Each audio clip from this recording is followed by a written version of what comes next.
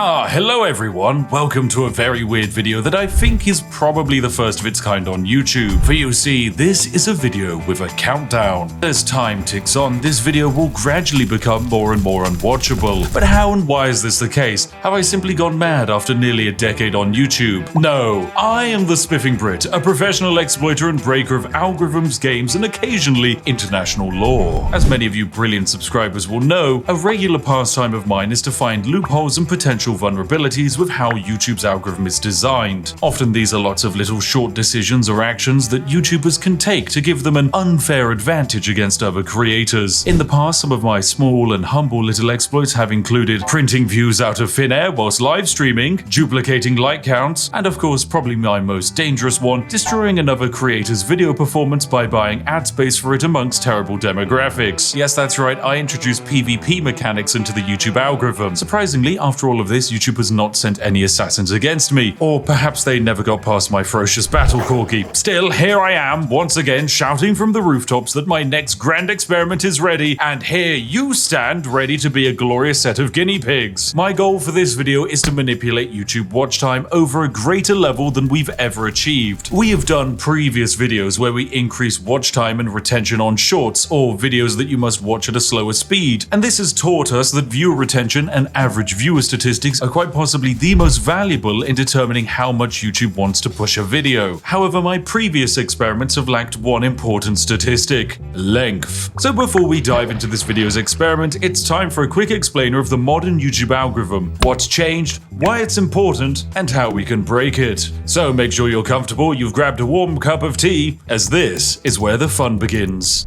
YouTube's entire role is to recommend the right videos to the right person. If you like watching videos about medieval cooking techniques, then YouTube will serve them up to you. You'll see them on your home feed, you'll see them underneath videos you watch, they'll automatically play in the up next section. There will simply be no escape from these medieval cooking videos once you've started going down that rabbit hole. However, YouTube will actually serve up these videos based on a few criteria. So YouTube monitors you. They want to know what language you speak, what channels you're currently watching, and what videos you interact with and for how long you're watching them. It then runs a bunch of numbers and finds a selection of videos that might be a good fit for you. But before that step, YouTube does its most important check. It must weed out videos that it deems to be misleading or not as interesting. Remember, YouTube's entire goal is to get you watching videos for longer, because the longer you spend on the platform, the more money you make them thanks to adverts. So it screens for misleading or unsatisfying videos by serving up videos with a higher percentage of viewership more than ones with a lower percentage of viewership. Needless to say, in 2024, basically no one is using the subfeed anymore, so video recommendations are the most important thing, meaning average watch time is also the most important thing. This algorithmic decision of meritocratic performance is actually great on paper, as it generally means that better structured videos that get to the point of their purpose quickly will outperform more waffly ones spoken by British people that go on tangents. Wait a second! But there is a little bit more to this decision. What happens when a video covers the same topic but is a different length? So let's imagine video A is a 10-minute long video that has a 50% viewer duration. Video B is a 20-minute long video and it also has a 50% viewer duration. They are both watched on average for the same amount of time, meaning logically they are both the same amount of satisfaction in the eyes of YouTube. Wrong! YouTube will massively favor video B. It's got higher watch time, baby! So that video will not only get more views, but it will also make more money for the creator. This creates a weird calculation where in some examples, longer equals better. There are some very extreme examples of terrible creators exploiting video length for profit, like for example this one here. Wait, hang on a second, that's my Victoria Free live stream. This video here is the second most viewed Victoria Free video in the entire world. There are thousands of Victoria Free videos, and yet this nearly 4-hour long live stream VOD is the second best of them. Why is this the case? Is it because it's a well-crafted, well-edited, perfectly executed idea? No, it is a good video, but it's just statistically broken. Because it's such a long video, the average watch time is over 1 hour and a half. This means that this stream has 3 times the average watch time, as the next best video has total length. That's also my video, by the way. It's handcrafted, took us a lot of time to make, and very well executed. But statistically, it's terrible. The results are that this stream outperformed massively, and thanks to my dastardly strategy, it suppressed other videos in the recommendation feed, allowing me to make over £64,000 off of a 4-hour stream. Thanks, YouTube, that was perfectly balanced. Oh wait, you're probably not used to creators talking about how much they actually make. Don't be alarmed, friends. I have to pay a lot of that revenue in tax, probably. Maybe some of it has to go to the interns to buy them food, and then the remaining 95% gets spent on my crippling addiction to Yorkshire tea. So more watch time is more good, and greater average watch time is more good. This means that the calculation to make the optimal video is rather simple. Make a video as long as possible while still keeping viewers interested. This basically means that all you need to do is craft a perfect SEO monstrosity with zoomer cuts, pan zoom, smiling celebrities, and just pander to the algorithmic equivalent of the everyman. Yeah, I'm talking about you, Dave. This is the strategy that has to be used by the people at the very top of YouTube. I can't blame them for it, because you reach a point where each ounce of personality you show, the market cap of your audience goes down by millions. Instead, you must become like white toast with butter. Plain, but very inoffensive. Perfect for when you're waking up and starting your day. So yeah, I can't exactly do that. I'm British for a start, which means that the French people probably stopped watching 5 minutes ago. On top of that, I like janky bad edits, and my sarcastic style of humor isn't exactly for everyone. If only there was an exploit that could make a longer form video retain a larger percentage of viewership and watch time. Oh dear,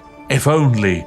Oh my god, is that a poorly designed feature YouTube made that nobody uses on the horizon? Yes, it is! Say hello to the YouTube Video Editing Suite. From this screen, I can make edits and alterations to an existing video on YouTube. I can trim and cut sections out of it, blur details, insert audio tracks, apply end screens, and even spam info cards to remind you to buy merch every 5 seconds. Seriously, creators who use this, please stop. What are you doing? Go and brew a cup of tea. Now, these tools are hardly used. Mostly they exist to help YouTubers cover up mistakes like speeding in a school zone whilst driving a luxury car. Or if you're really special, YouTube will even let you insert footage back into videos. But outside of a few moments when Linus Tech Tips needed to add corrections into something, it's actually hard to find much evidence of creators using this. The main thing that I think actually sees the light of day is the cut tool. This actually serves a purpose outside of fixing errors. You see, most YouTube sponsor contracts stipulate that the ad read must be on a video for 2 to 3 years. This means that 2 to 3 years after upload, some creators will actually go through their back catalogue of content and cut out the sections where they tell you that Raid Shadow Legends is the greatest video game ever conceived. Yeah, right, baby, it actually sucks. Yeah, I know, I just burnt a lot of bridges there. Your game sucks, mate. I'm never taking your money. Stop emailing me. Outside of covering up the past, there is a reason why it makes algorithmic sense to remove your older sponsor reads. Most people, when presented with a read, simply press the skip button and bypass the 30 to 90 second section of that video.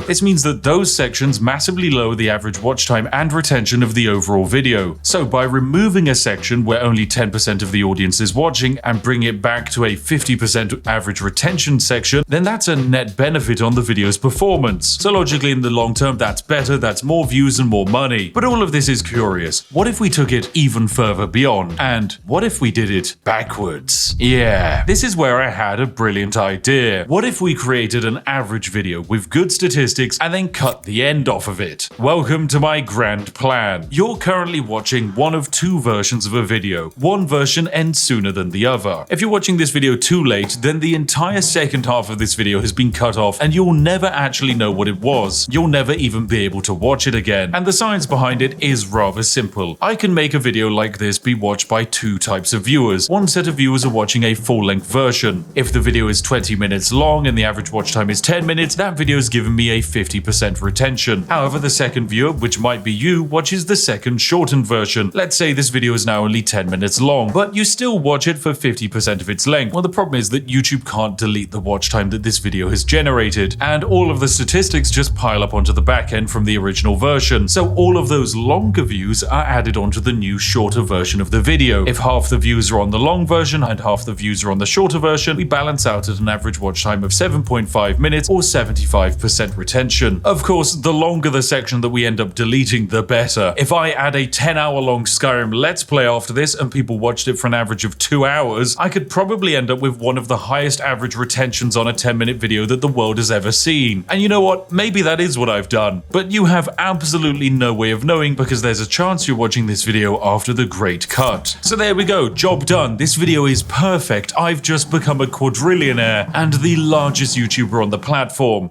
unfortunately, it's not quite that simple. There are a few limitations to this strategy that might unfortunately stop us from breaking YouTube entirely, namely market cap, interaction, and engagement. The first problem is hard to fix, as there is a finite amount of people on the planet who would be happy watching a video on YouTube exploits. YouTube knows this, so recommends videos accordingly. Generally, the best videos on YouTube are ones that are relevant to broad viral demographics. This is why you see someone like The Legal Eagle cover popular events rather than obscure but interesting legal cases from Madagascar. Now, there are a few ways I can manipulate and trick YouTube to improve this video's relevancy and raise the market cap. Namely, I can have you go into the comment section and say some relevant topical things and talk about how they definitely featured in this video. Here's a list of some popular current SEO terms active right now that you can claim I have somehow satisfied your interest of. Yes, I remember talking about that. Oh, and that one.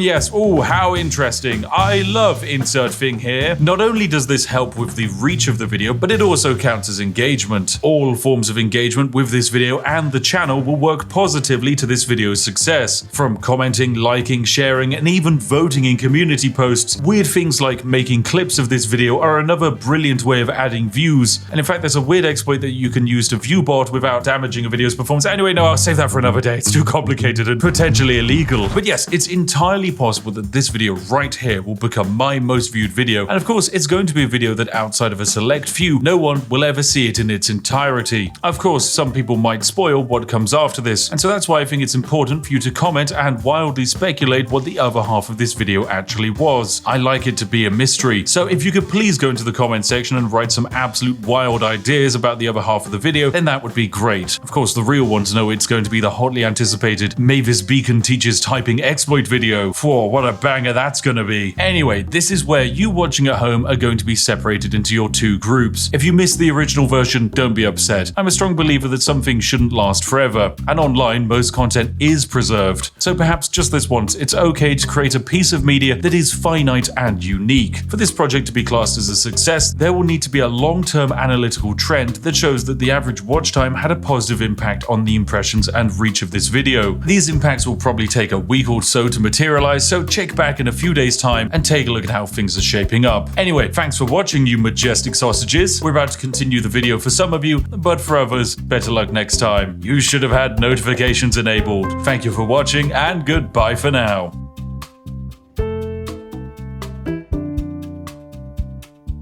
Right, welcome ladies and